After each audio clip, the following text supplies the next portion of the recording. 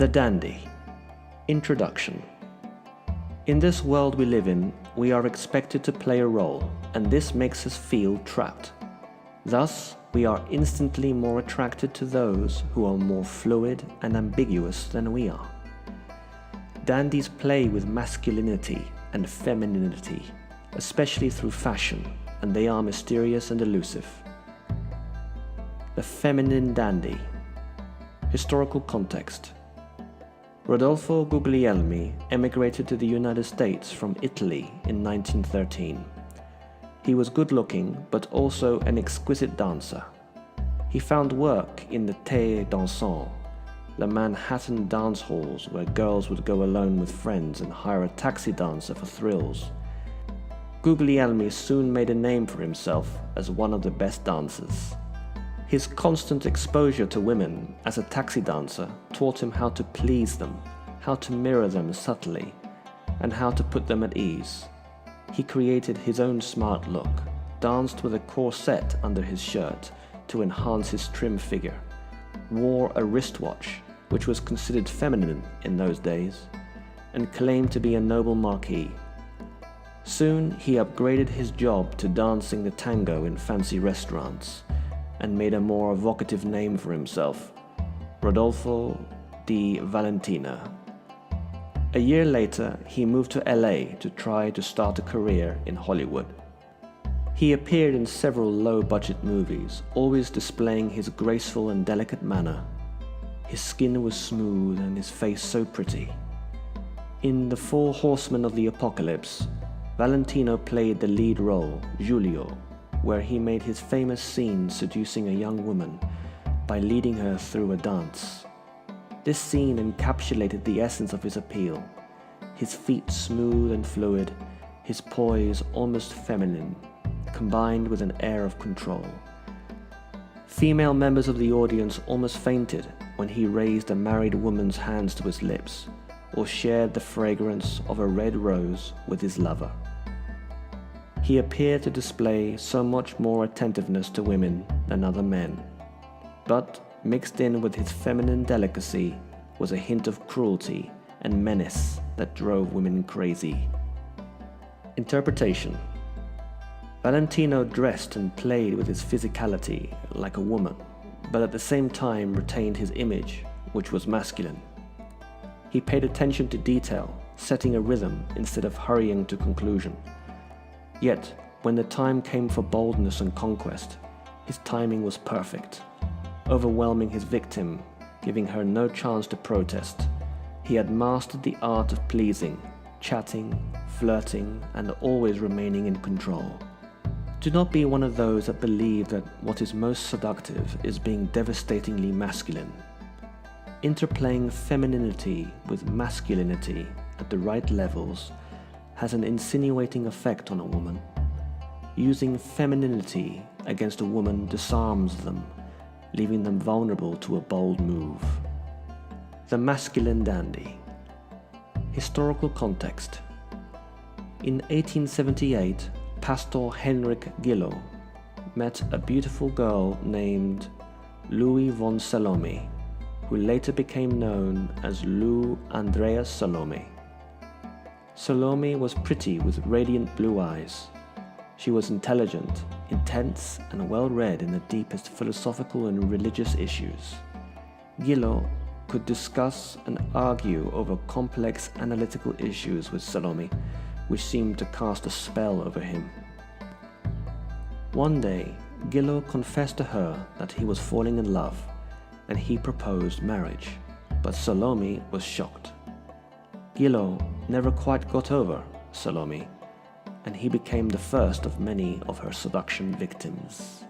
In 1882, the German philosopher Friedrich Nietzsche was wandering around Italy alone. In Genoa, he received a letter from his friend Paul Rey, a Prussian philosopher whom he admired, recounting his discussions with a young Russian woman named Lou von Salome in Rome. Salome was on holiday with her mother in Rome. Rey and Salome had taken long walks in the city, and it was in his discussions that he noticed she had similar interest to his friend Nietzsche. He told her about him, and she insisted that he come and visit them. When Nietzsche met with Salome in Rome, he was overwhelmed by her beauty. Her eyes were so beautiful, and he later recounted that her eyes lit up so intensely that he could not help but feel that there was something erotic about her. However, Salome was distant and cold and remained indifferent to his compliments. What a devilish woman, he thought. Still, this did not deter him. A few days later, she recited a poem she had written, and Nietzsche broke down and cried because, he said, her ideas were so like his own. Impetuously, Nietzsche seized the moment and proposed marriage. But Salome was an adventurous woman and philosophical, and he was conventional. Still, he was not deterred from his pursuit. One day, Salome and her mother, Nietzsche and Ray, went on an excursion to Lake Orta. Nietzsche managed to get the girl alone and walked with her up Monte Sacro, while the others stayed behind. During this walk, it was Nietzsche's words and the scenery that had a passionate effect on Salome. Now, Nietzsche had truly fallen in love. A few months later, Salome visited Nietzsche in Germany. They took long walks together, exchanged deep views on philosophy during the night. She mirrored his deepest thoughts and anticipated his religious ideas, but when he proposed marriage again, she scolded him as conventional. Her firm and uncompromising manner only deepened the spell she cast over him, as did her hint of cruelty. When she finally left him, indicating no intention to marry him, he was devastated. Interpretation. Almost every male in the presence of Lou Andrea Salome felt two emotions, excitement and confusion. People were intoxicated by her strange mix of femininity and masculinity. She was beautiful with a radiant smile and a graceful, flirtatious manner. Yet she was strangely masculine with her intensely analytical nature and independence. This ambiguity was expressed in her eyes, which were both coquettish and probing. This confusion kept men interested and curious because no other woman was like this. This excitement stemmed from her ability to stir up repressed desires. She was a complete nonconformist, and to be involved with Salome was to be involved with taboos. Her masculinity made relationships seem slightly homosexual. Her slightly cruel and her domineering streak could stir up masochistic yearnings, as it did in Nietzsche. The masculine dandy has the ability to neutralize a man's power. A purely feminine woman, on the other hand, is always vulnerable to a man's capricious loss in interest. By remaining independent and sexual at the same time, you will keep a man's interest for a long time. Men do not know how to fight a woman who uses their own weapons against them. Keys to the character.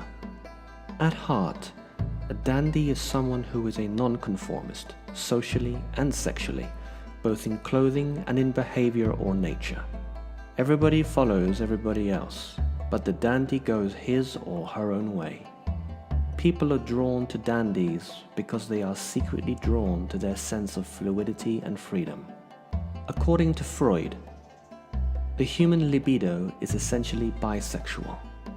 Most people are in some way attracted to people of their own sex, but social constraints repress these impulses.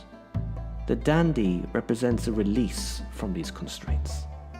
In Shakespeare's plays, it was girls who would typically play the role of a boy, and this elicited all kinds of sexual interest from men, who were delighted to find out that he was actually a girl. The feminized man, the pretty boy, has always been seductive to women. Elvis Presley, who had a feminine face and hips, and wore frilly pink shirts and eye makeup, attracted the attention of women. Kenneth Anger, a filmmaker, said that Mick Jagger had a bisexual charm which constituted an important part of the attraction he had over young girls and which acted upon their unconscious.